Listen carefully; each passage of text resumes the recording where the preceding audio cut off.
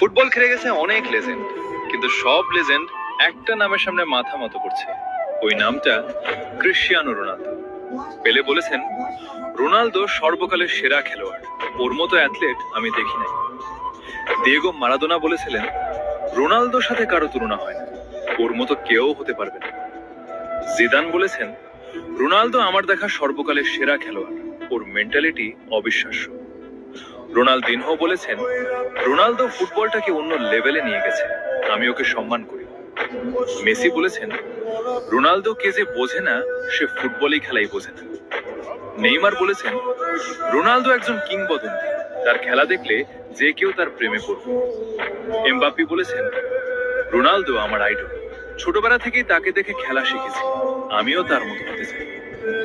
কাকা বলেছেন, Ronaldo great of all time god, এবং তার সাথে কারো তুলনা হয় না, সে